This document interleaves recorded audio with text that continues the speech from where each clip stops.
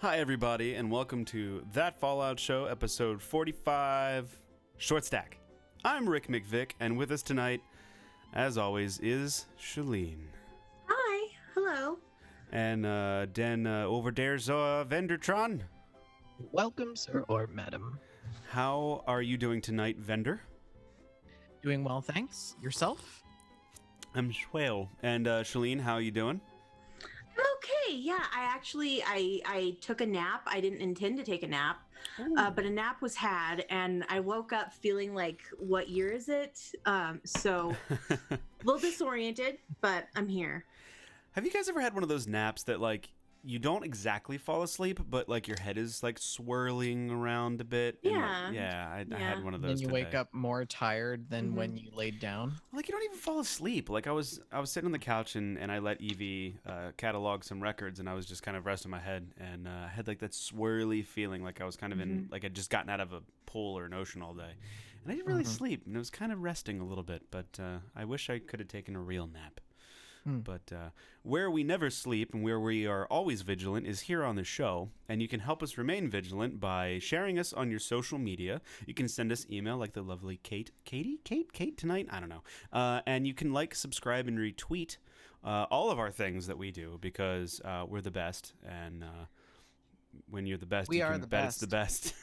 best. Do you struggle not to say we tweet? We tweet. Because I do.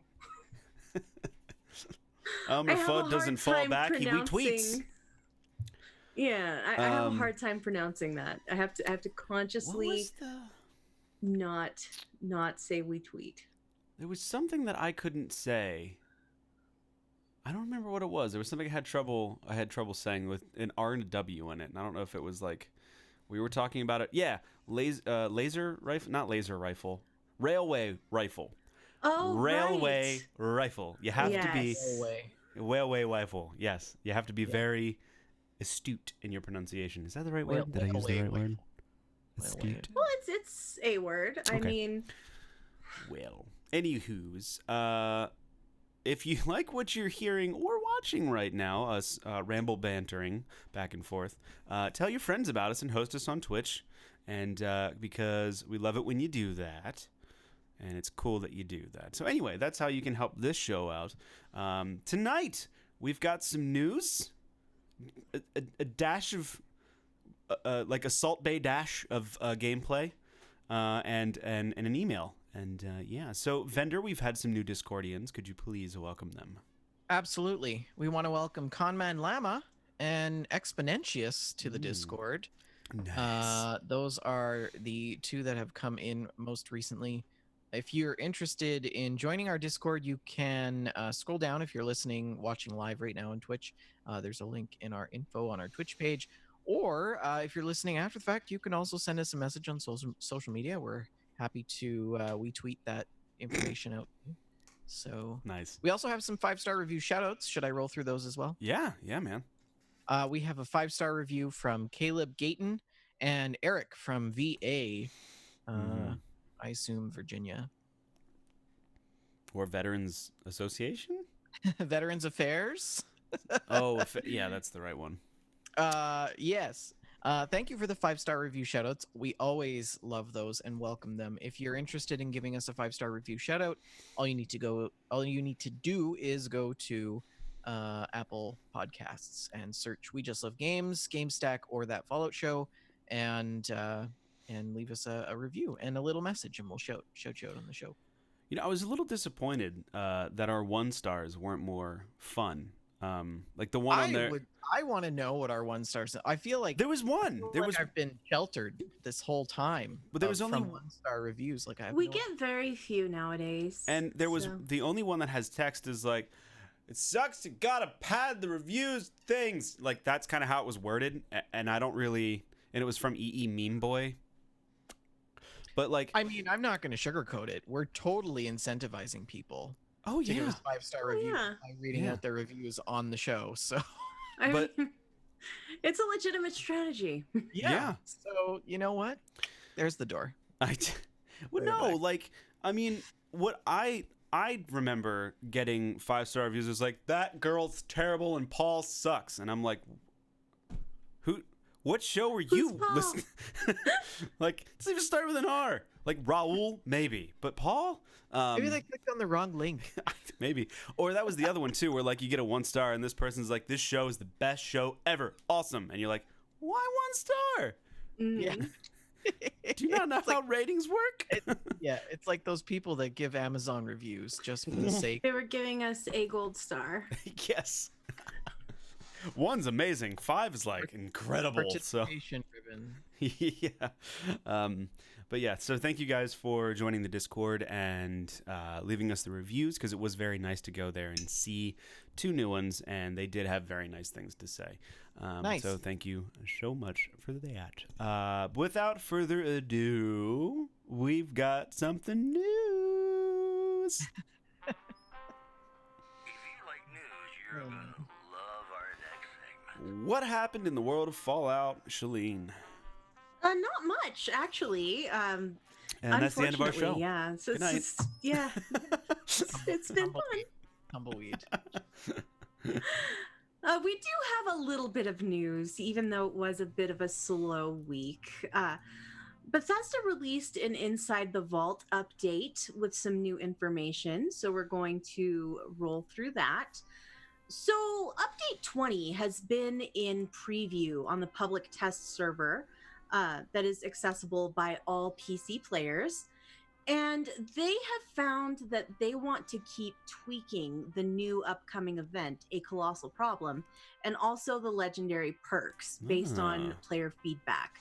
So they want to improve those. So they are going to delay those. They're not going to launch them with Update 20 next week. Gotcha. And they want to do some improvements. They want to change the feature of the legendary perk system and do some additional testing. So they're talking about some of the improvements, such as the ability to swap legendary perks in and out at any time in exchange for a few perk coins, or the ability to save your legendary perk selections, even if you haven't filled all of your available slots. They're also looking at creating some new legendary perks and also changing some of the existing ones based on feedback. I think that's a very good thing. I haven't played the test server very extensively recently, but I did hop in just to check out legendary perks, and I found them a little disappointing. So I'm glad that they're going to revisit that and check them out. And they're also planning to move the event, A Colossal Problem. The feedback was mostly positive, but they want to do a little bit more testing and make sure that it performs the way it should, and that the event is completely polished. They want it to just work, as one might say. I was gonna say, I love when they're like, and add just another layer of polish to make sure the event is complete. And I'm thinking, Bethesda, you have a high bar you've set for yourself that nobody else expects. like. What is that next level of polish? You're viewing this very differently than I am. Yeah, I was gonna say, I think that people have a very high bar, higher than what Bethesda expects. I know, but like Bethesda games aren't polished, so I love that they're like, we're gonna polish this out, and it's like, but here's the thing, but there's polish, and then there's Bethesda polish. So we're gonna get this Ford Pinto running great. I have no problems with it. I just love the wording. Like that's like when I think of a Bethesda game, I never think the word polish. I think dirt and grime. Bethesda is the Toyota to our Lexus. I'm thoroughly happy that they're listening to the community. The PTS is I think a fantastic idea. And I've heard that the legendary system was a little lackluster from a couple different outlets, and it's nice to see that they're like, okay, we've heard you, we're going to go back and fix this. Because I think Wastelanders was such a success, and the subsequent additions were such a success that now they've brought that standard up again of, hey, it works. You know, I can't think of much in Wastelanders that went wrong except for one main quest that was bugged, and they fixed it, so... Indeed. Yeah. So we are still getting Update 20, even though it will not include legendary perks or the new event. What will be present in the update is the public team system, which is basically matchmaking. So if you're someone who doesn't have people that they regularly play with, but you'd like to, this gives you that opportunity to just matchmake with other players. I hope that works well. I know it can be a challenge to find people to play with, especially for people who work non-traditional shifts and that kind of thing.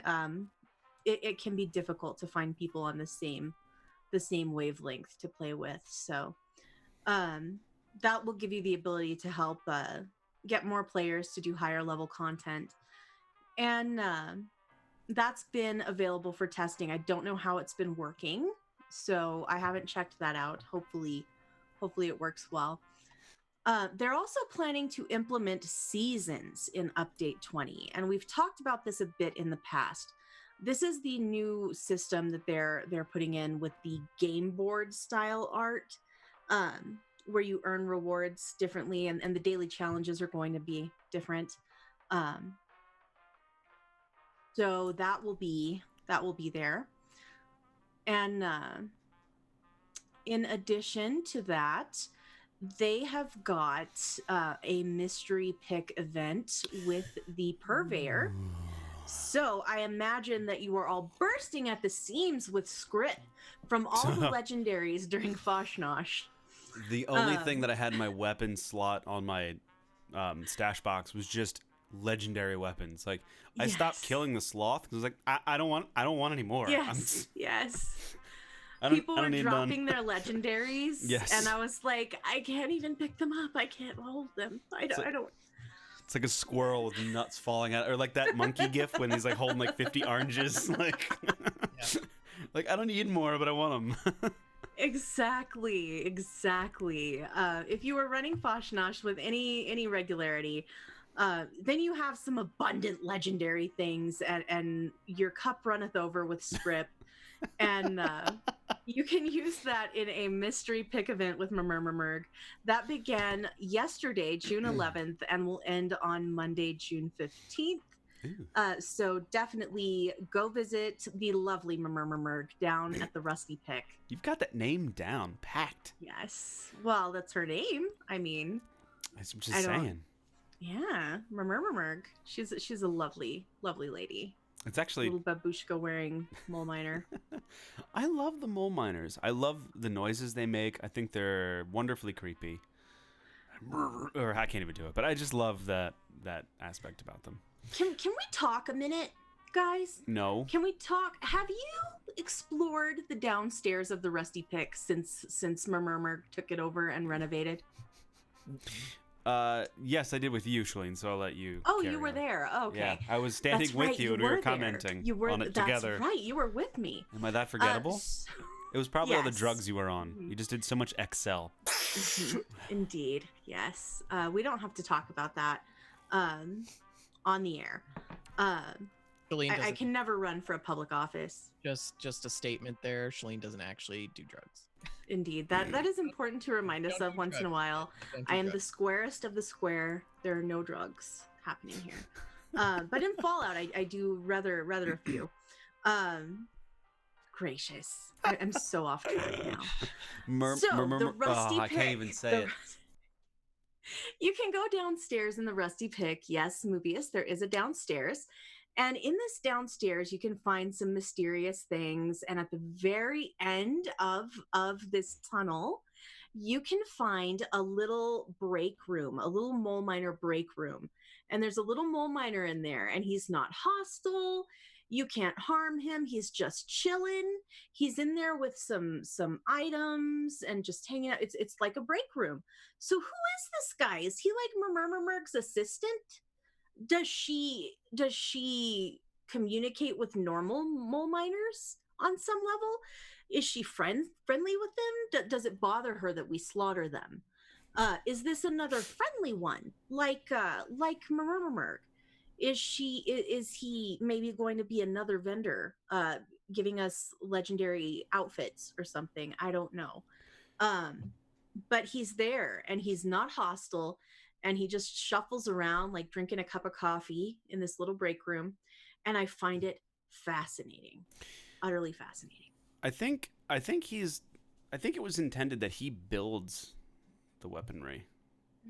Like he's a craftsman. Yeah, because didn't he have like workbenches and such down there, and that's what all the junk's Yes. for. He builds all the, because I mean, he builds a plethora of mutant pull hooks. That's fun. Spending script on a pull stick. It's 3 stars. What is the best thing that you got in terms of legendaries? Oh, it's my wonderful railway rifle. Oh yeah, it's a good one. Tell us about it. So it's the quad railway rifle that holds 4 times as much ammo. So it holds 40 rounds, and the bullets explode on impact. It's only 2 stars, which is a bummer, but it's fully automatic now, and the bullets explode, and it's just a monster. Like, it's 155 damage per shot, and it's 40 rounds of it. So you do the math.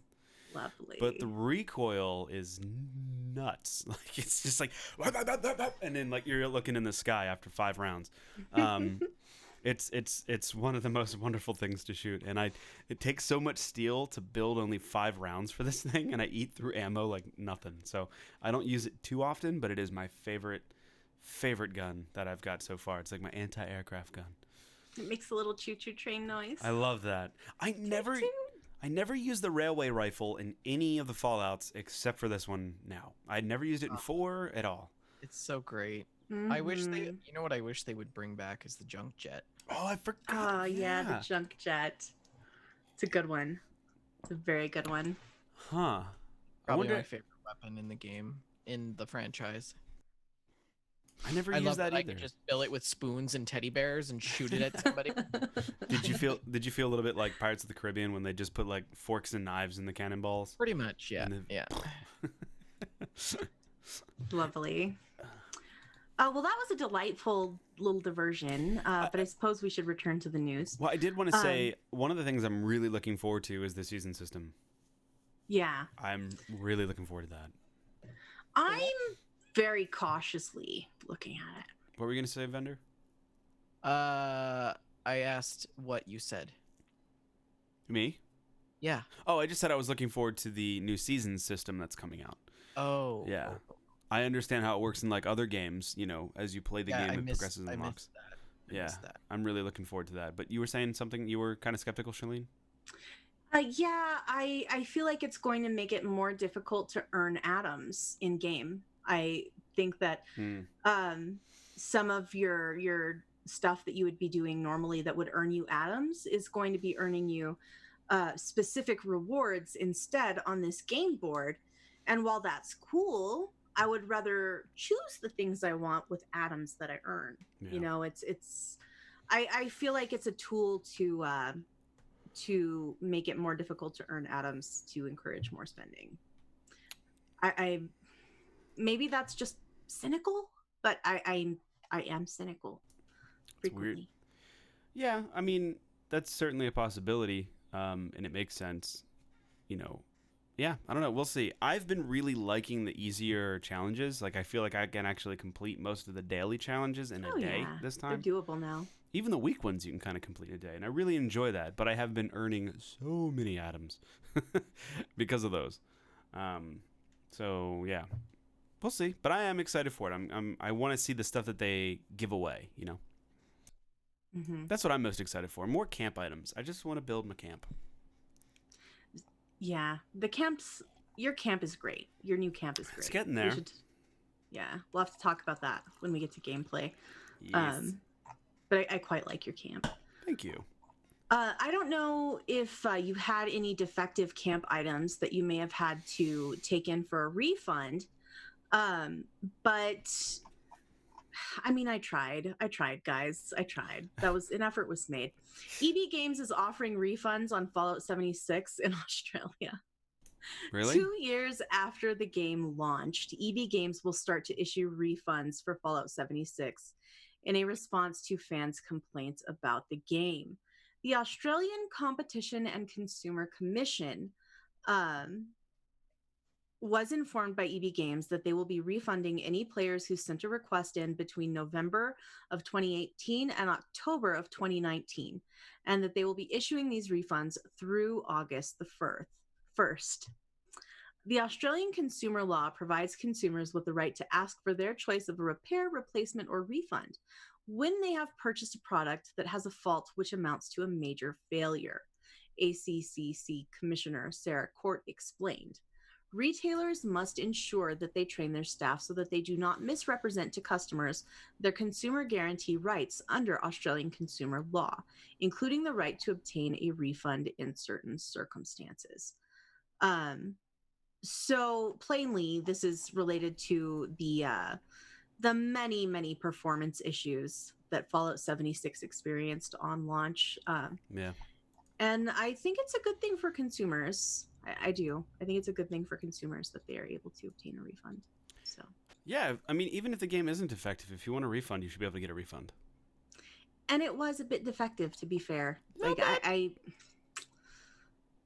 I mean, Not bad. I love the game. I love the game. I loved it then. I love it now. It was broken. It was broken, y'all. Yeah. It was broken. It was a bad launch. It was a really bad launch. It was Fly Me to the Moon, New Vegas style launch. Yes, but after you hammered away at the at the keyboard. Yeah. that was such a ridiculous thing. And you're like, oh, they're gonna die. Don't know where, don't know when, they're gonna die. I like to think that they made it and that they established a thriving ghoul colony and that they're very happy up there under the leadership of Mr. Bright. Gosh, I love that game. I have to think of these things. I love it too. It's so good. They're dead, Shalene. They're dead, Shalene. They're not dead. They're not dead, Rick. They're happy. They're living their lives. They're happy. They're picking turnips with a stepladder, pushing up the daisies. Picking turnips. That's turnips grow fantastic. underground, vendor. Yeah, turnips are a tuber. Turnips So- grow underground, so they're picking it with a stepladder, which means they're deeper than the turnips. Yeah. They're buried. Yeah.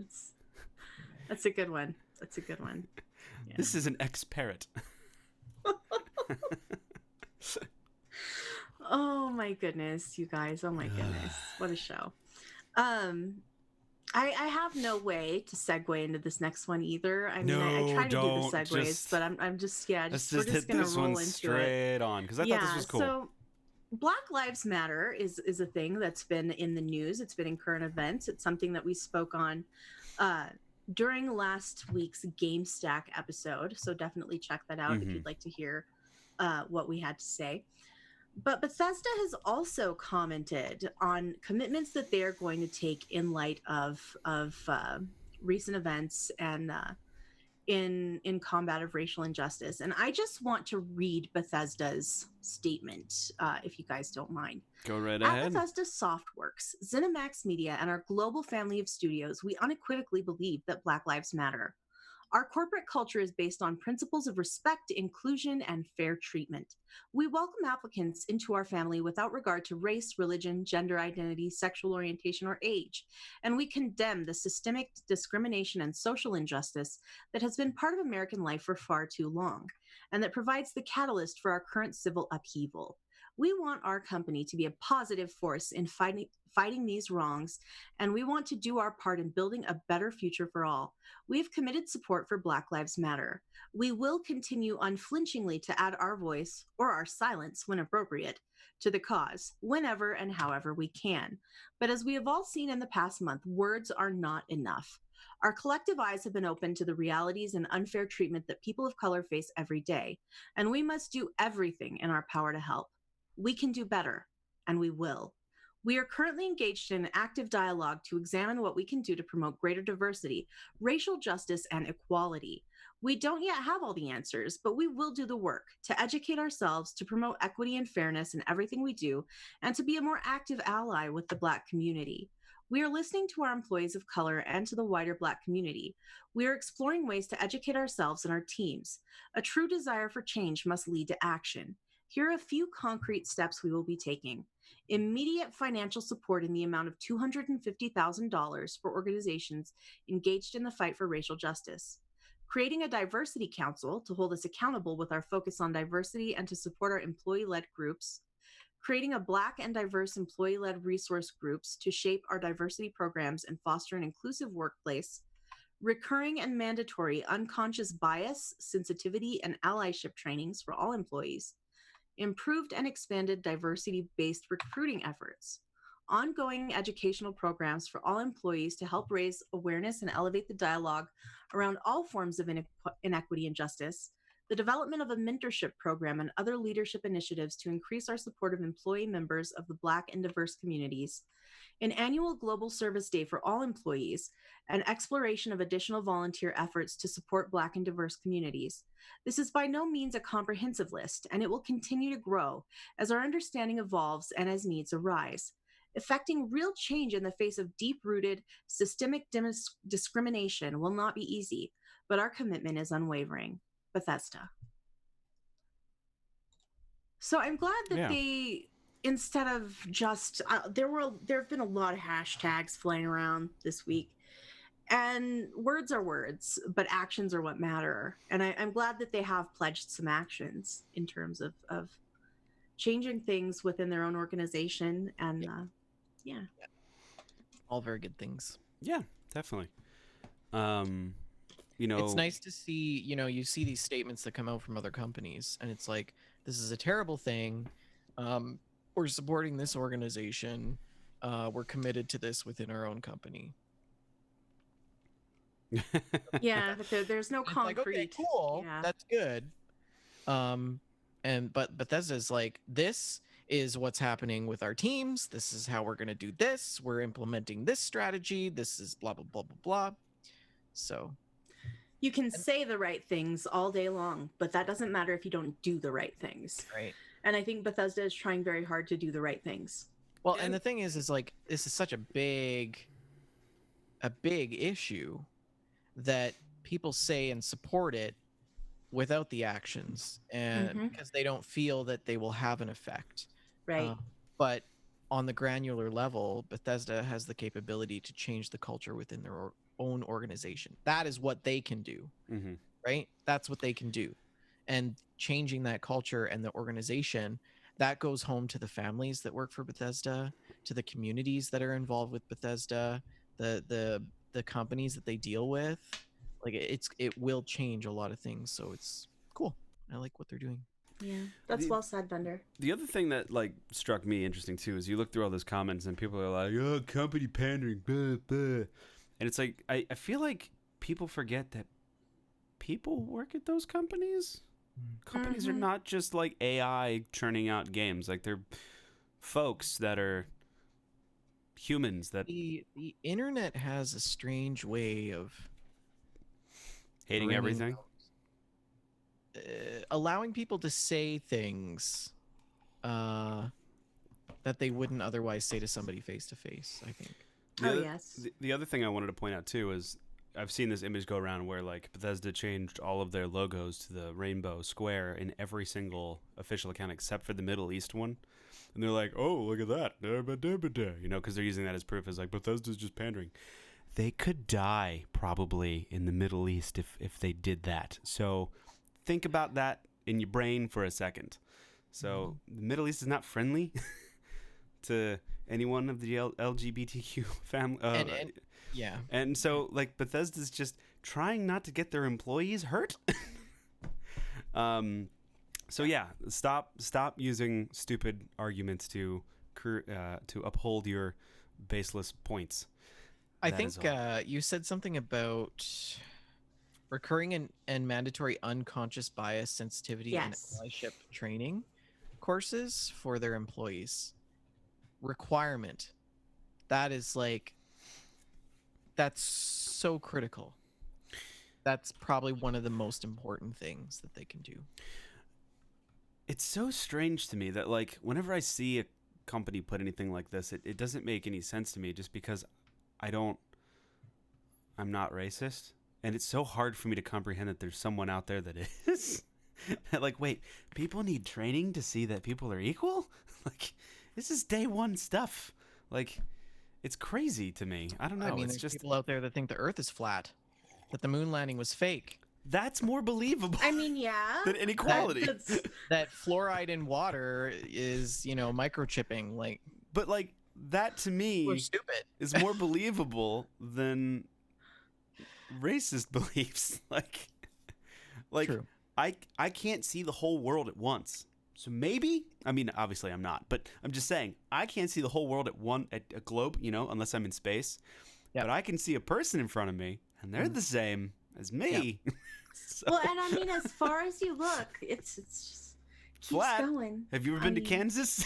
I've never gotten to the edge before, so plainly. Yeah, I think they're definitely taking steps in the right direction. Yes, and very so much. are we.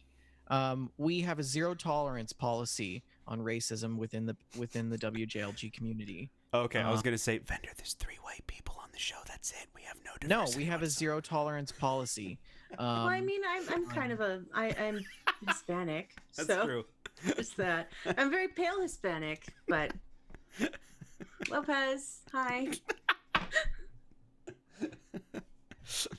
But no, we really don't. I have been very proud of our community over everything, because a lot of there's so many people from all over the world that are in our Discord, and with everything that's going on in the States right now, I mean, it's nuts. Our Discord has been not Discord. You know what I mean? It's been very calm. It's been people just want to be friends and play games together and get along. Yeah. And it's like, our Discord is a perfect template for how we should treat other people. Pretty lovely that our community rarely has to be policed. Rarely. Yeah. Rarely do we have to step in. And we're not saying that you should riot up now. Like, please don't. Yeah, we don't don't wanna act ban up, all y'all. of you. Don't act up. No, because we I will will ban drop all that of ban hammer. We will ban every single last one of you suckers. We'll nuke the Discord You look so much. We love you all equally, by the way. with the Vendor, stash. you look so much more stern with the mustache saying that. Just.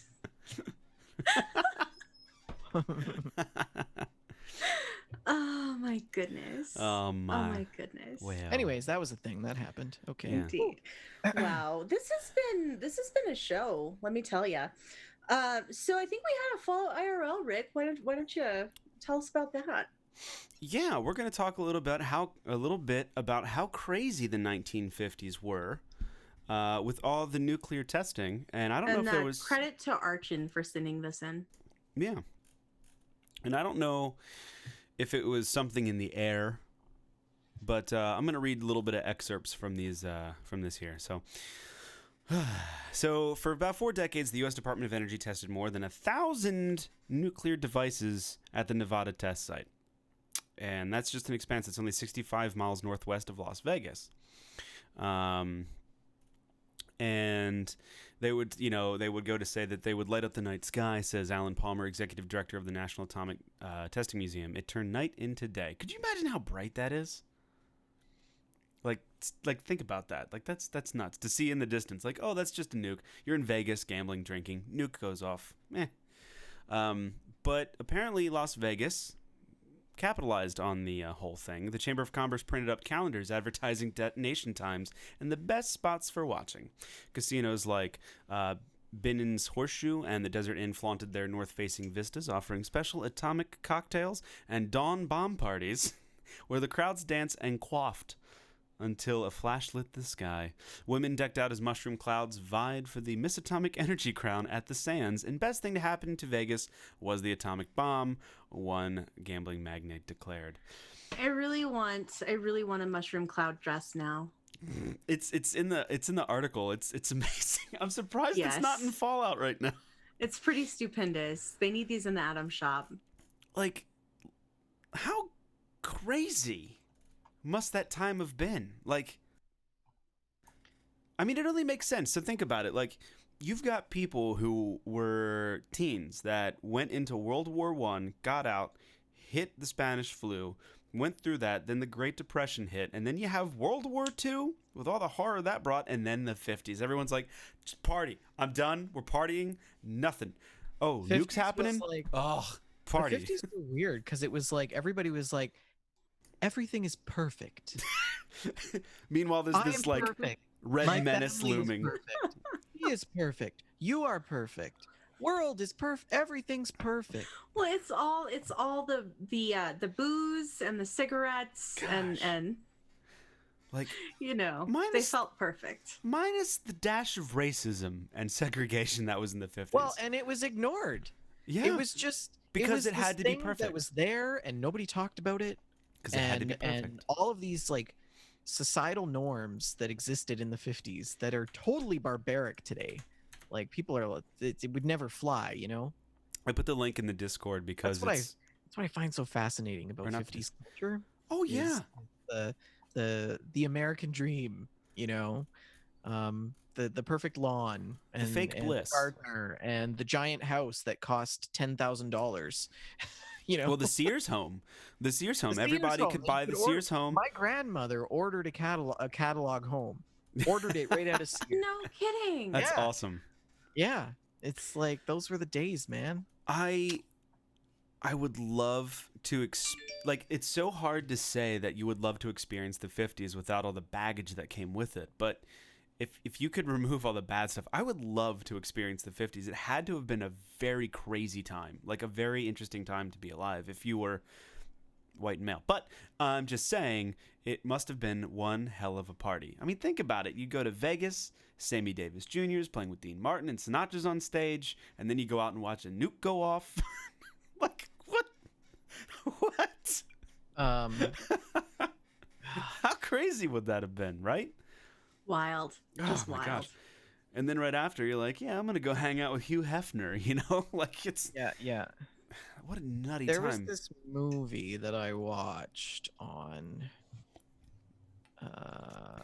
what was it? It was in the 50s, and it was this housewife and her husband ended up gay, or he was gay, and they were living in the 50s, and like it was like they had this perfect life, and they were like this bougie societal couple, and they were trying to hide it all. But then she ended up falling in love with the gardener for their house. It's always the gardener. Who was a black guy, and like the whole community was like up in arms about it. Like it was totally unacceptable, and she just didn't care. And it's a really good movie. I wish I could find Far From Heaven. I think that's what it was. George and June, what are you doing? Yeah, no, I think it was called Far From Heaven. Yeah. Oh, I've never heard of that one. Heaven. Oh, it was awesome. It was an awesome movie. Julianne Moore is in it, and also Dennis Quaid. Oh, he's Patricia in a lot of Clarkson, Viola Davis. Yeah, Sounds great. great actors. That is my recommendation. Like, one thing that history got right, especially in the 20s and the 50s, was design aesthetic. Like, they nailed it. The chrome Yeah. Art Deco, you kidding me? The round, beautiful car, everything was artistic. Everything was designed to appease the eye. And I love that aesthetic more over than the angle thing, because like every car looks the same now. Like, oh, They really do. what maroon wedge did you buy? Oh, I bought the maroon wedge SE. Oh, good. And I drive a maroon wedge. is it really maroon? Yeah. Sorry. Maroon is my favorite color. I was.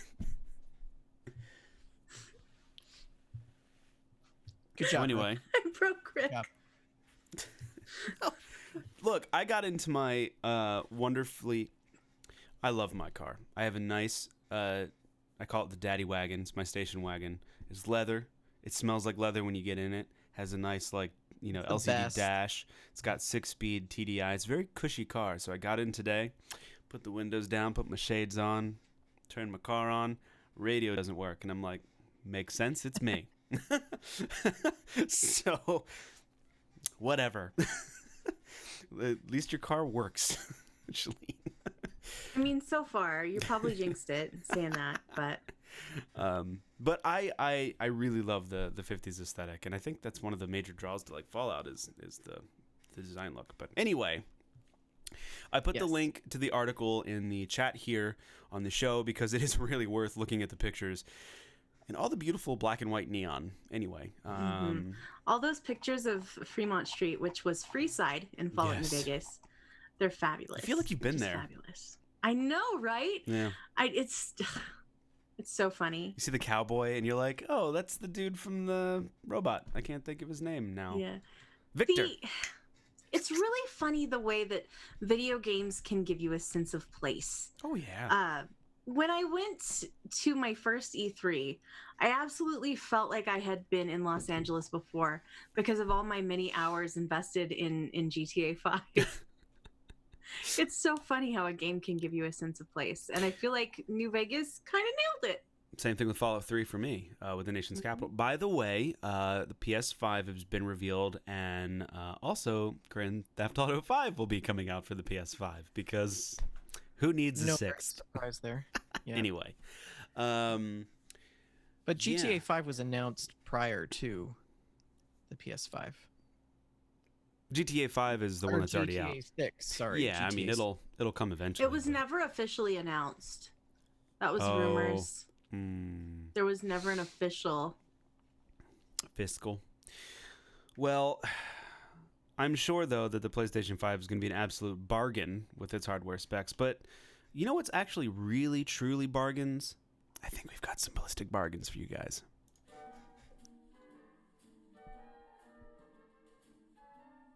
What do we got, vendor? Lots of sales this week in the Atomic Shop. This is for June 9th to 16th. There are some free items that you can grab.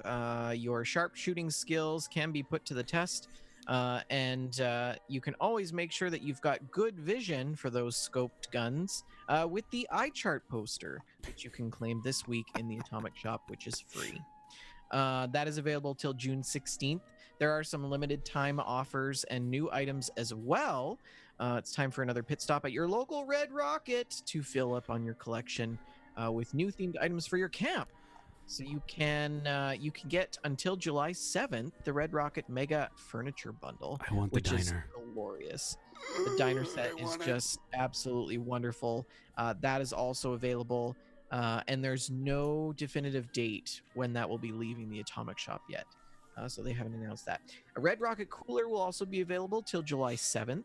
And the Red Rocket lamp, which is looks pretty cool too. It's super high. But anyways, that's beside the point. Neither here nor there.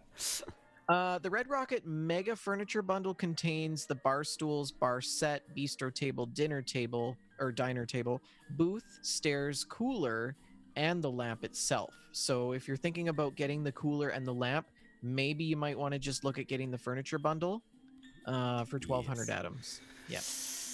I wonder if I got there are several items that are making their way outside of the shop. You can expect to see the Red Rocket Ranger Power Armor Bundle and the Power Armor Paint leaving the Atomic Shop on June 16th. I'm kind of tempted by that Power Armor paint. I know, it looks and so I don't good. even really use Power Armor, but it's so red and so shiny. It's also And it's different. Like the mask Mhm. is different, and It the is. body armor is different. It's cool. It's kind of smart. It's kind of glittery. Yes, little it is bit. kind of glittery. Look Is at it that. glittery? Look at it. Yeah, he's not Oh. wrong. Oh, he's not wrong. A little. All right, guys, end the show. I gotta go get this Power Armor. Sparkles. I feel like if you get that power armor, you have to kind of talk in like a heroic, like, "Yeah, we'll come to the rescue," kind of like voice in it. Yeah. Don't stop there. There's more things in the Atomic Shop. There are some returning bundles and popular individual items that you can grab. And these are available until starting June 16th. You can get the basic, not starting, but available until June 16th. You can get the basic Power Armor paint set, the Winter Wanderland Power Armor paint set. Is that a typo? Wonderland? This is Wonderland. Wander. Wander? Wander. Wanderland? Like you Wander, wander you wander. about. oh, You're Wander the lone around. wanderer. I was thinking Wonderland. Winter Well, Wonderland. it's a play on that. Wander. Yeah, it didn't work for me. Yeah. Good job, Bethesda. Nuclear Winter Pose Bundle, the basic repair kit times 12 and scrap kit times 12. Also, you can get the Vault Boy cutout set, mullet hat set, eye patch bundle, 3D glasses.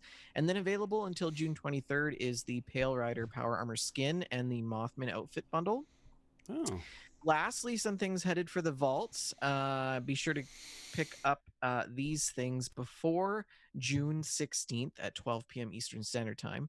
That it includes the giant bulb letter set, which is on sale 30% off, the rustic ice box, the blue floater mobile, the fancy bar set, the responders backpack and stash, as well as the first responders photo frame. And if I may, I would just like to say that giant bulb letters set would be a fabulous thing to use to make your That Fallout Show billboard.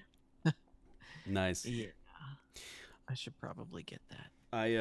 A buddy of mine texted me. He's like, "Hey, do you want to have a floater party in July?" And I'm like, so my mind goes to two places. It goes to, like floaters and super toilet bowl, and also the floaters in the Fallout. I was but like, he was talking like a river float thing? Yes, intertubes and kayaks. So anyway, That sounds much better than either of the other things. yeah, I know. I was like, I don't like fighting floaters, man. I in mean, both river regards. floats are great until you wake up 2 hours later at the other end of the river, drunk and sunburnt. So Sounds like a great time. I've done it once. I've done where I've gone down in Harper's Ferry, actually, near West Virginia. We floated down the river there, and we met a man named Steve. He will be legendary in our hearts. Like when we went, we like all linked up. It was like it must have been like 10 of us all linked up with like our arms and like holding onto each other's rafts. So this is this giant like cluster of people floating down this river, and Steve was wasted and kind of floating on his own without a flotation device down some so we're like, come over here. We got him. We're like, what's your name? He's like, I'm Steve, man. You have any beer? We're like, here, buddy, keep it going. And then we finally got to like a place where we got off on these rocks and just hung out, and then we hear this Steve, and he's like, bro, and his friends were over on the yeah. We're like, we got your buddy. It was legendary. So anyway, I'm always up for a floater party. Because it's fun to just lay out and float and drink. Yeah. I hope my trust fund allotment has come through, because I really want this diner set. Yeah, I haven't spent my trust fund atoms for the month yet, so I might spend them on the power armor. I think mine comes through at the 15th of this month. Ooh. So. But then I have to redesign my entire house, because that diner does not fit my design aesthetic at all. Well, maybe you could not have a house and just have a diner. But I like my house. You haven't seen my new house. It's a nice house. Yeah. Rick's Diner. Dick's Diner, buddy. The double D. Yes. I can make this weirder Good if you old want. D&D. Anywho. I've got no segue. This is so awkward. Gameplay. This is the most awkward podcast we've ever recorded. Why don't you swear. tell us about your house in Fallout 76? Rick. So, I decided to move because... Why did I decide to move?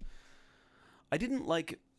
I've always settled in WJLG Lake, as we do, and I've always settled in this little area down towards the southern end of it, kind of overlooks the lake, but I didn't really like where it was positioned. So I spent a while trying to figure out where I wanted to go, and eventually I put my house in the lake. It's close enough to the shore that I've built a... So the contemporary housing bundle came with a wraparound porch with a roof, or depending on where you're from, a roof, and I built a walkway to the land. So you walk right onto the walkway and into the porch area. And the first floor is just a nice little living room with a TV and a little bar and my display shelf. And there's a Stein display, but I have no idea where to get the Steins from. I haven't figured that out yet. They were in Helvetica during Fasnacht. Oh, I have to go pick a couple up. So that's my first floor. It's nice. It's wood floors. I have wind chimes outside. Wraparound porch around the whole thing. There's a workshop that's all tiled. Actually, no. I used the that orange wallpaper that you got with the free apology bundle, and it doesn't look bad in the room in the workshop. So the workshop's in there, and you go up to the second floor, and it's my room, and some more display stands and things like that. And it's just a lovely home that sits in the middle of the lake, and I have some defense stuff and a little farm, and I just ran out of room in the other area for the workshop, and I had too much stuff going on, so I kind of consolidated. And I really like it. The contemporary housing bundle is by far, I don't know if I got the Stein plan, Archon.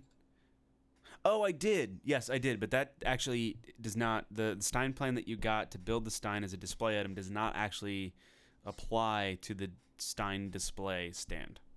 Because it's not an inventory item. Does that make sense? I'm a little annoyed that the Stein display only displays Steins. I feel like I should be able to put something else on that display. It's a lovely display, but I do not wish to display Steins. Why? I don't have an interest in Steins. Steins like beer steins? Yeah. The more you say steins, it sounds weird. It's like when you say a word a lot and then it doesn't sound like the word anymore. Stop saying Stein. Stein. Anyways. Wolfenstein. Stein. Yeah, So anyway. I don't know. Steins aren't a thing for me either. Yeah. Yeah, I don't collect them IRL, but they're cool in this little game. lip? What's the lip? I So don't if you know. get too drunk, it doesn't spill out, I guess? I don't know. I have my big ceramic mug, but it's not a Stein. No. I never understood Because an official Stein has like the yeah, lid. it's a lid. lid thing. Yeah. It's to keep the bees out of the beer, I guess. It's I don't know. brilliant, actually, if you think about it. Because it, when you're talking and you're waving your Stein around because you're all, had Exuberant? too much beer, it can slosh around. You don't have to worry about it. There's no bugs. Yeah. I hate going outside, and I feel like I have to have my hand over my drink. Brilliant I invention. hate that. The Germans go on to something. So yeah, that's the house. I like the contemporary housing bundle a lot. I've been trying to decorate it as much as possible, but I find that I'm too normal with my houses. I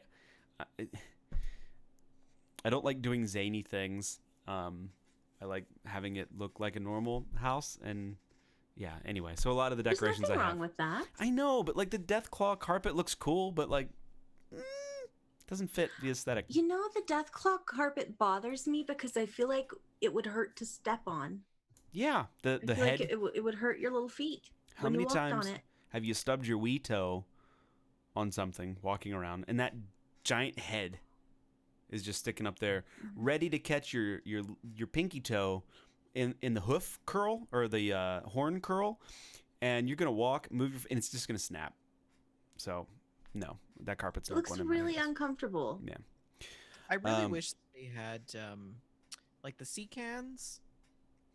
Oh yeah. In Far Harbor, you used to be able to use the sea cans and build a house Fahaba. with the train cars and. I liked those. Far I Harbor wish was they would so bring those good. back. Yeah. Build Far sea Harbor cans. was just perfect. Yep. And yeah. So anyway, so that's the house. It's nice. It's a work in progress. Always is. It's a lovely home, Rick. It's a I like lovely it. home. I did want to talk about Nuclear Winter. I got to launch my first nuke. I was so Hey. excited. Yes, I'm so excited. And Vendor, you'll like the story specifically. So we started the game. We had a random with us, Arch and Shalene and I, and we're playing. I found the briefcase. I'm like, aha, huzzah, I found one nuke code. I think Archon had 2, and somehow I got 4. It was at the beginning of the game, so we're like, we're going to hold it and wait to use it. It's like, all right. So we get into a little scrap here and there, kill a couple people. We're scooting up into Morgantown, and the circle shrinks, and I'm like, I'm launching this thing right on the circle. Our lack of hazmat suits be damned. And I launched it, and you see it coming down out of the sky, and I popped on the global chat, and I was like, if I knew the lyrics to Star Spangled Banner, I'd be singing them right now. And I couldn't remember the lyrics. And so the dude pops on the global chat, our random, and he goes, are you Canadian? It's like, nope. No, just forget the Just lyrics. Just stupid. So, you know, really?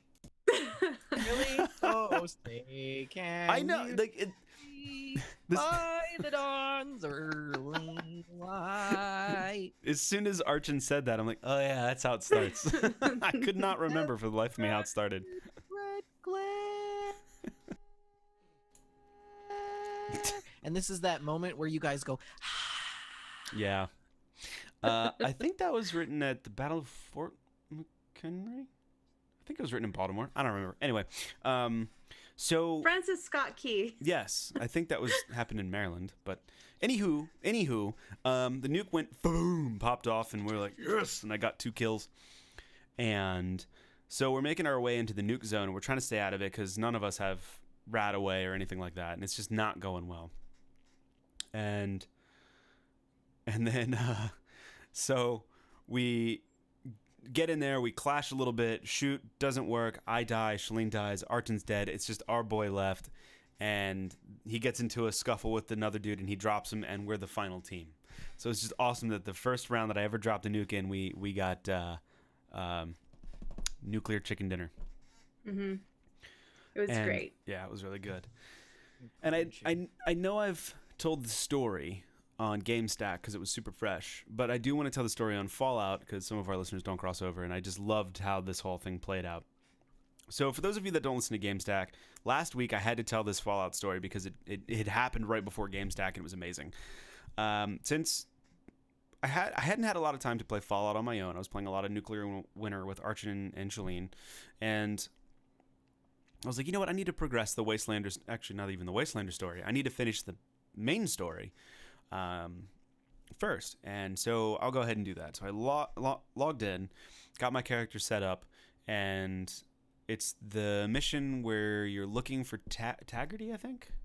And you're following Paladin Taggarty. Yeah, and you're following the beacons through the Cranberry Bog. So I got my 10mm submachine gun, like you shouldn't do when you go down to the Cranberry Bog. And I got a shotgun, can of beans in my pocket full of dreams, racked around, and headed on south. And everything was fine until I got to, I think it was Site Alpha, where there's the anti-aircraft missile launcher, and there's usually a Scorch Beast crack nearby, and there's an Assaultron and 2 Mr. Gutsies that always kind of populate that area. So, I get in there. The Assaultron, I didn't even see it because it was invisible. I start shooting some Scorched. There's a Scorched Beast up there. It's a level 50. I'm level 52, I think. And I'm like, it'll be fine. I'll get that anti-air going. Surface to air had popped up as the event there, too. So I'm shooting Scorch, and out of nowhere, this red beam goes, brrrr, and I'm dead. I'm like, okay, there's an Assaultron there. Spawn back in, and I'm fighting the Assaultron, trying to get away from it. Scorched are hitting. The Scorched Beast is attacking. The surface-to-air missile launcher is going off, and I'm shooting stuff. Assaultron's down, killing Scorched, and I'm running out of ammo for my 10mm. And I'm like, this is not going particularly well. So I hide in a tent as I'm kind of recouping, and I look like a pincushion with all the stim packs I've got sticking out of me at this point. And I hear this like really strange, monstrous noise. And I'm like, well, it's not a Scorched Beast. It sounds like a Yao Guai, but that doesn't make any sense for the location. I was like, what the frick is this thing? And I look out of the tent, and there's a legendary sheep squatch just now fighting everything else. And I'm like, yeah, this is not good at all. So I'm shooting the sheep squatch. It destroys the surface-to-air missile. I repair it. I'm shooting the sheep squatch. Scorched. It's just a constant chaos of like Scorched Beast strafing and what's the word we use for when he kind of Crop dusting. Crop dusting. It's constant that. It's the sheep squatch attacking me and the surface-to-air missile launcher, which is my only friend at this point, and Scorched coming. It's just nuts. The battle took so long that the Gutsy and the Assaultron had respawned and died promptly. Like, it was stupid. I was out of ammo for my 10mm submachine gun. I was running out of ammo for my shotgun. I had like 100 rounds left. I was picking guns up off the ground and using them until they went dry and finding new guns. And I was not getting any leeway. And I noticed Archon was online, so I'm like, oh, I need him. So I call him on Discord, and he didn't pick up. So I typed a poorly written message like, help, and I'm waiting for him to come, and then eventually he calls me, and he's like, hey, what's up? And I'm like, I come now, help, fight, please. And so Archon, my knight in shining power armor, comes and rescues me. But before he does that, he loads into my server, and he's just standing off in the distance. And I'm like, dude, here, help. And he's just, wait, I'll be there in a second. And he was like re-equipping himself for melee. And as soon as he came in, he's like just killing everything. But it was one of the most like crazy experiences of just being overwhelmed by everything in the game. And so he escorted me down through the cranberry bog, and it was still like Scorch Beast after Scorch Beast just kept coming, and I was like still out of ammo. It was nutso, and I was so glad that he came to help me out. But yeah, that was a fun time. Have you been playing any Fallout, Shalene? A little bit. I played some last week. I didn't really play much this week. But of course, I over the weekend played the end of Fosnot. I really enjoyed that event. I was very focused on trying to get everything. I printed a checklist. I have it still. I printed a checklist of. We can't see it. I can't see it because of the green screen. Yes. Okay, you can slightly see it there. Okay, checklist. The checklist exists. And I got all of the plans. I was missing one plan at the end, and I was hopping around to people's vending machines, and I finally found it. Nice. So I got all the plans, and I got all of the masks except for the crazy guy mask. So I was very pleased with that. I was pretty lucky in terms of drops. And yeah, the event was fun. And I was playing at the end. I was with Archon, and we played our last round of Fosnot, and during that last hour, Archon actually managed to run Fosnot 3 times. That's crazy. It was so dumb. 3? Yes. We went from private to public to do Fosnot, right? And I couldn't go to his world because my camp couldn't be placed. Yeah. So I went to a different world. I was like, well, it's fine. We'll just run it separately. And his ended really fast, and we were still like at the frogs. So he came over to my world and finished it again, and then we went to a private and did it again. Nice. But on our last run of Fosnot, he got the Deathclaw helmet, and I got the power armor helmet. Oh, that's a tough one to get too. Yeah, that was really great. So it was very lucky. Like an end of Fosnot blessing on us, an end of Fosnot miracle. I'll have to see that because I haven't seen that helmet ever. Really? I'll Yeah. show you. I'm a little disappointed that you can't put it in the display case. I really wanted to put it in my display case. I've put together a display case with my favorite Fosnot masks, and I was disappointed that I couldn't put that in there too. Bummer. Yeah, enjoyed that event, and after that I did back off a little bit because I've been playing so much. Just kind of needed a little break. I've been working on my magazine collection. That's going pretty well. It's so funny because of the that perk. I forget what it's called, but there's a perk that it makes a little noise when you're near a magazine. It beeps. Yep. And so we'll just be walking along, and I'll hear a magazine. I'm like, wait, I hear a magazine. Yes. Where is it?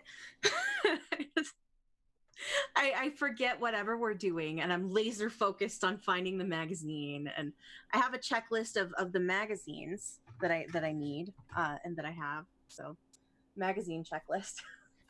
We looked for one magazine for like 15 minutes one night, only to determine that it was glitched through the floor. And you were still like, but maybe there's a chance I can get it. Maybe. Okay, Rick, let me tell you. There's, that little cemetery near Lewisburg? It's Is that in the south? Is that the one with like the 3 chests or the 3 safes? Yes, the 3 Yeah, safes. Yep. Okay. 3 safe cemetery? Mm-hmm.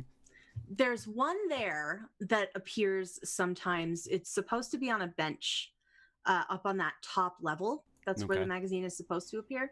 Well, we could hear the magazine. We could not find the magazine. I was playing with Archon. And we ended up using grenades. He put grenades and got it to pop through the floor. So it was in that crypt below. He got it to pop through with the grenades. Wow. You unBethesda'd the Bethesda glitch. Oh yes, Guns and Bullets number 9 was mine. At least you needed it. It was so fun. That's I so started fun. working on the Wastelanders storyline with my Jim Justice character. Oh, nice. I've been hanging out with you guys, and every time that we run into raiders, they want to murder me, Yeah. and I have to run away because I feel bad. So I thought I need to befriend these raiders. You know, I need to befriend the raiders with Jim Justice for these moments when, because I really hadn't even started the storyline at all with this character. So I went and managed to befriend the raiders. I went through that whole section talking with Rose. I love Rose. She's one of my favorite characters. I really enjoy Rose. It was really funny. I was up there with Rose talking to her, and the whole top of the world shook while I was in there, and I was like, "What is going on?" That's weird. And I was trying to figure, and it kept. I was hearing explosions, and then I heard some gunfire, and I was like, "Arjun, is that you?" He's like, "Yep, sheep squatch." So You know, he's outside fighting a sheep squatch. It shook the whole building. Whole lot of shaking going on. What were you going to say, Vendor? oh, I was just gonna say, you guys know who Betsy Sidaro is? No. No. She's this I think she's an American comedian, but for the longest time I thought that Betsy Sidaro was the voice of Rose Oh. until I tweeted at her and I'm like, I love your voice that you do in Fall, and she was like, that's not me. Oh mm. no! And it was this other chick. So then I connected the two of them on Twitter. I'm like, you have a voice twin. I'm gonna play this and you tell me how close it sounds to Rose. Cause you'll hold on a sec here. Oh, ad? I love it. No, it's not an ad. Oh. The connection he was trying to make. Honestly, if I were trying to make a joke, I wouldn't do it with some. That does sound like her. Honey, it was hilarious. As far as I'm concerned, there's no such thing as stupid puns. Similar. Yeah. That's very similar. close. Yeah, Similar. I could totally Please. see how she could change her voice to be like Similar. Rose. I Yeah. thought it was her. I was all embarrassed. Anyway, That is so funny. apparently they're friends now. So. Lovely. Nice. You did a good thing. yeah. I was sitting in my room the other day, and Evie was in her bedroom listening to, like, watching some cartoon on her tablet, and I'm like, I hear Bender, and I'm like, listen, I'm like, Ender from Futurama. yeah, I'm like, I freaking hear Bender. Like, is she watching Futurama? What the frick?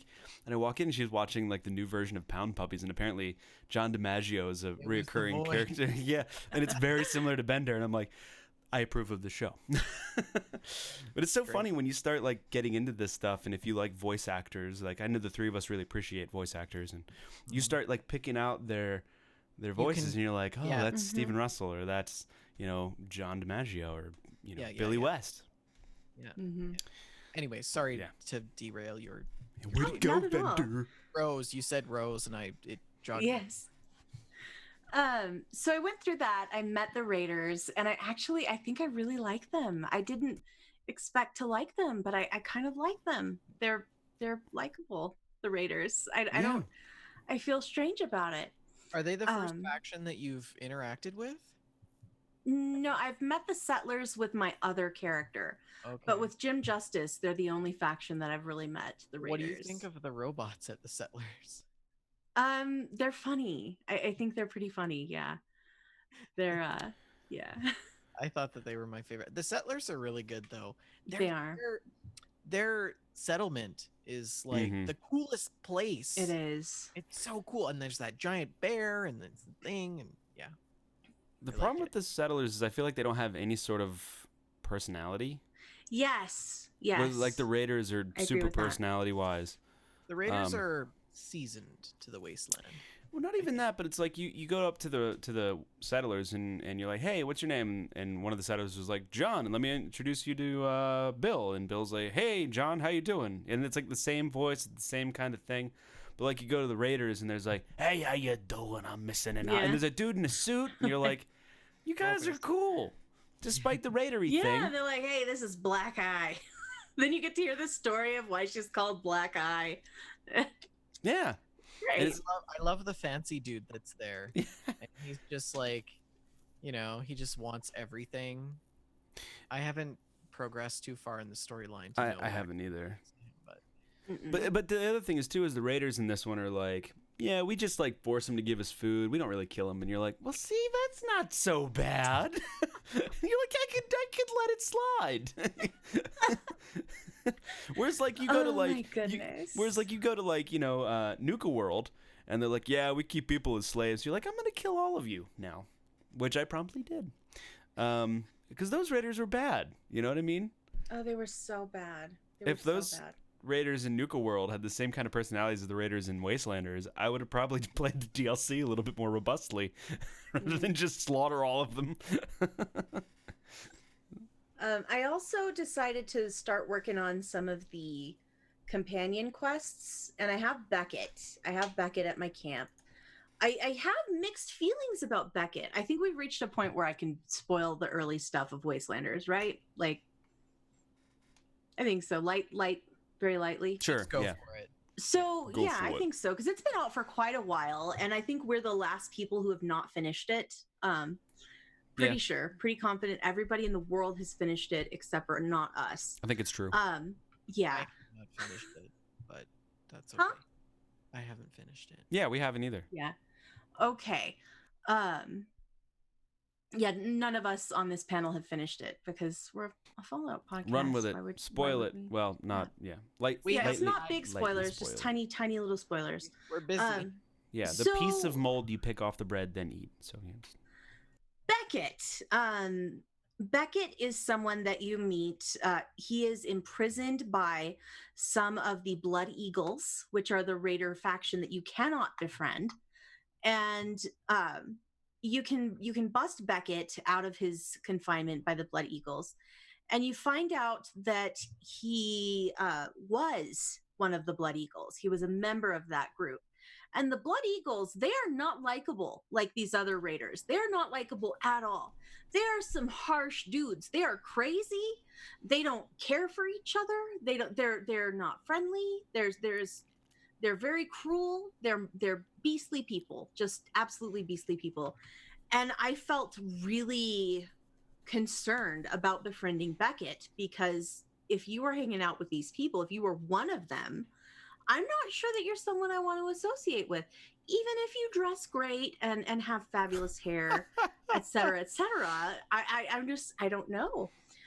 But he seems to have some real remorse for, the things that he's done. And it seems that the Blood Eagles became kind of too much for him.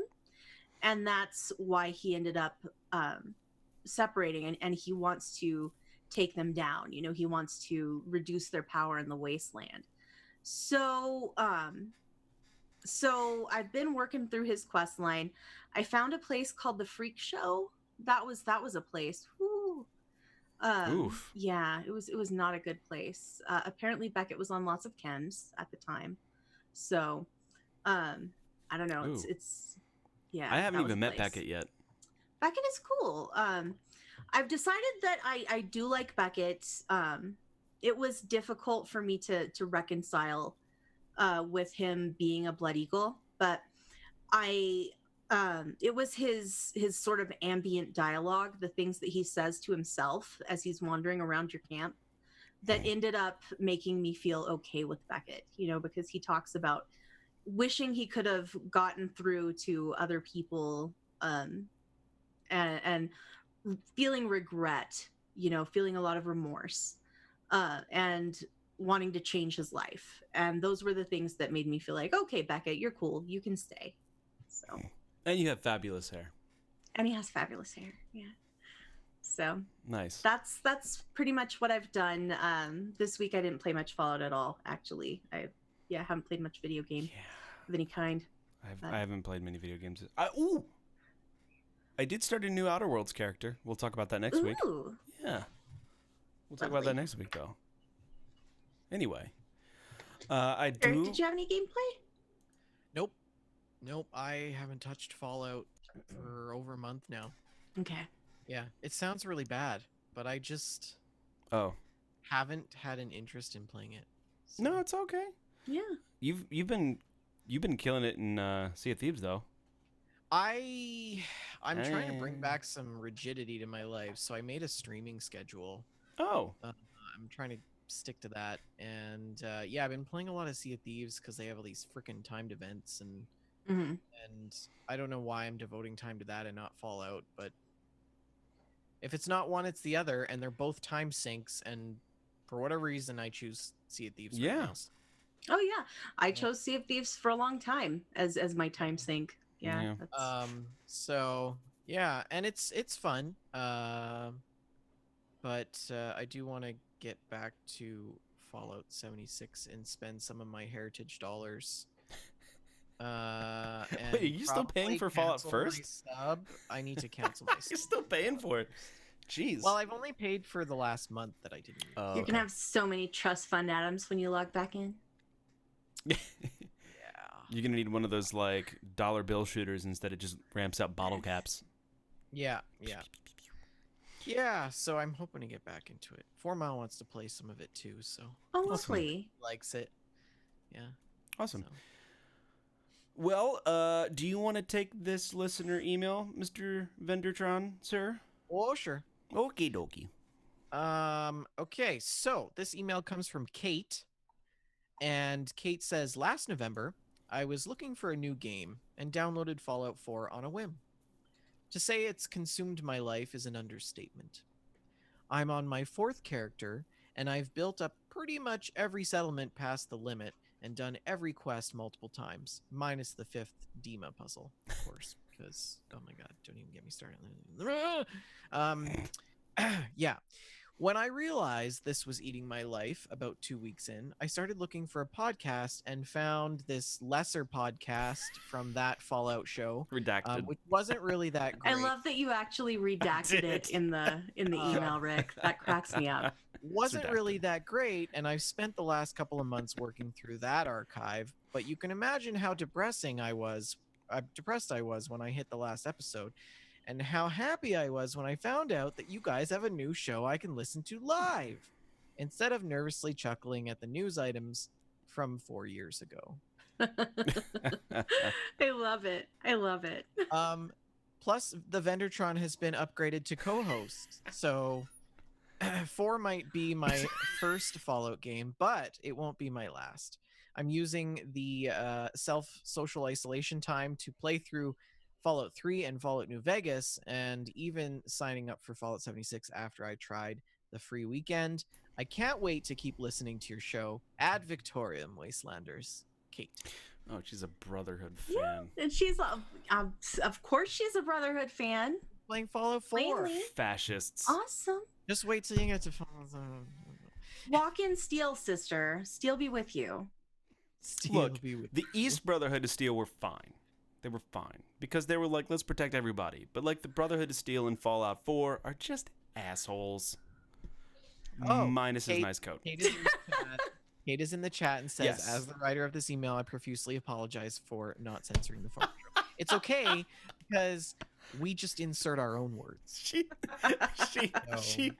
She also said, in all caps, she's like, for the record, I prefer the railroad. They just don't have a cool slogan. Oh my goodness. I'm gonna do it to save dance. I can identify with you there. Dance is bae. You can dance if you want to.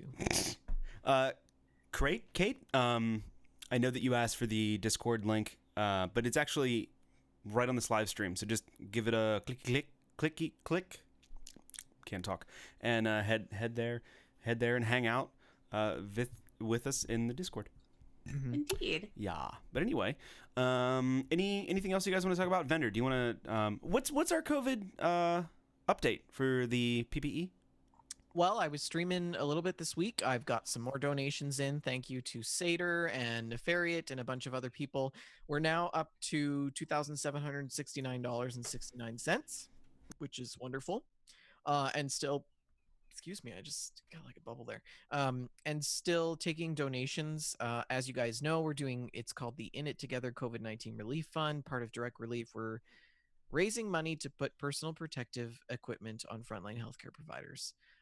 Which may not seem like it's a big deal anymore, because because COVID's over, right? It Yeah, doesn't it's exist done. anymore. It's gone. We don't have to deal Poof, with it. out of Not existence. true. Not true. I was being sarcastic, just for those people who can't figure it out. There are still shortages of masks, and your donations help tremendously. There are people in the front lines, in countries that are just ravaged with cases and can't keep ahead of the wave, and your donations go directly to them. It's not just an American or Canadian initiative. This goes worldwide. So we thank everybody for their contributions. If you can't contribute because you're in a situation financially where you feel that you can't donate, that's totally okay. Share the message with your friends and family. Share the link. The link is right below in our Twitch page, and that is just worth just as much to us as any donation. So, yes. Awesome. And when you said it goes towards countries, never mind. So what did you say the total was at now? Just over $2,700. Okay, cool. Awesome. So we're over halfway to our goal. Nice. Which is great. Very good. Shalene, anything to mention? No, I don't think so. Well, folks, that is our show. Thank you so much for joining us this evening here live on our stream. If you want to keep this train rolling, you can tweet at the show on Twitter. If you didn't figure that one out, at That Fallout Show, you can tweet at the network at We Just Love Games. You can tweet at Shalene L, and you can tweet at Vendertron at VendertronN. I'm no longer on Twitter. My profile is there. Follow it if you want to, but I'm not on. So you can probably catch me on the Discord. Sometimes I'm terrible with social media. Anyway, you can also find us on Facebook at facebook.com/thatfollowshow and /groups/thatfollowshow, as well as our network, facebook.com/we-just-love-games, and also /groups/we-just-love-games. You can email us like Kate did tonight at info@we-just-love-games.com. Like this video and subscribe to our YouTube channel, youtube.com/we-just-love-games. You can find our show on iTunes and or Stitcher Radio wherever podcasts are bought and sold on the podcast world. Leave us a review on iTunes with some texts and 5 stars, and we will shout you out at the beginning of the show. Also, if you have a favorite podcast aggregate that we are not on, please let us know, and I will try to get us on that as well. It's been a year now, and I think we're still waiting for our Alexa skill. Anyway, we record live every other Friday here on twitch.tv/WeJustLoveGames at 6:30 Mountain Time and 8:30 p.m. Eastern Standard. Check out our other show, GameStack, which records every other week, same time, same place, which is going to be next week. We also do streams when we can. I don't know when we're going to do the next one, but in the interim, check out Vender's Twitch. What is it? Twitch.tv? Is it twitch.tv/Vendertron? You're muted. Yeah. Thank correct. you. Good. Thank you so much for listening. And Shalene, what is the last word? Merry Fosnot. Happy Fosnot. Hooray! I Well, you're listen not to that gonna- robot a lot. You're not gonna do the Burn him! Burn him! Burn him! Burn him!